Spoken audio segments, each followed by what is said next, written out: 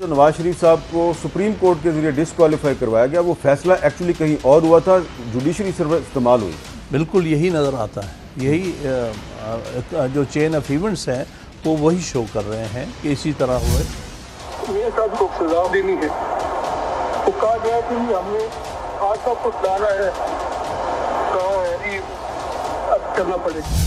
نواز شریف کی ڈسکوالیفیکیشن بھی بڑی سسپیشس لگتی ہے مجھے. ہم یہ سمجھ رہے تھے کہ ایک بہت بڑی شخصیت کے اوپر کرپشن کا الزام تھا اور اس کو کرپشن کے الزامات کے اوپر جو ہے اس کو سزا ملے گی، سب کچھ ہوگا. لیکن اب ہمیں بعد بھی نظر میں یہ لگتا ہے کہ وہ ایک اور ہی پولیٹیکل پروسیس تھا جس میں ہم سب استعمال ہو گئے. میں ایکچولی نیوٹرل ہوں. ہم نے مختلف پارٹیوں کو ٹرائی کیا اور ہم نے ایک تیسری فورس کو الاؤ کیا. وہ تیسری فورس ہمیں لگا کہ شاید ڈیلیور کر سکتی ہے اور وہ سسٹم ہمیں پی ٹی آئی کے اندر نظر آتا.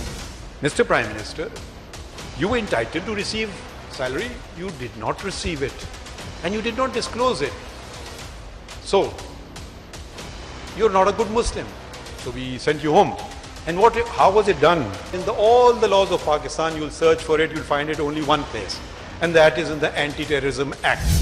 میاں صاحب وہ جان بوجھ کر صرف کسی کے کہنے پر، پاورفل لوگوں کے کہنے پہ ان کو جو ہے ان کو سزا دی گئی، حالانکہ احکامہ کی بنیاد پہ سزا بنتی نہیں، آج بھی نہیں بنتی. آئی ایس آئی والوں نے میرے چیف جسٹس کو اپروچ کر کے کہا کہ ہم نے الیکشن تک نواز شریف اور اس کی بیٹی کو باہر نہیں آنے دینا، شوکت عزیز صدیقی کو بینچ میں مت شامل کریں. آپ کی اور جنرل باجوہ صاحب کی ملاقات 6 گھنٹے کی اور آپ نے پاناما پہ سوال پوچھا. ان کا یہ کہنا تھا کہ یہ بیسیکلی لڑائی تھی عدلیہ کے 3 ججز اور میاں نواز شریف کے درمیان. ان دونوں کو پرانا پرابلم تھا.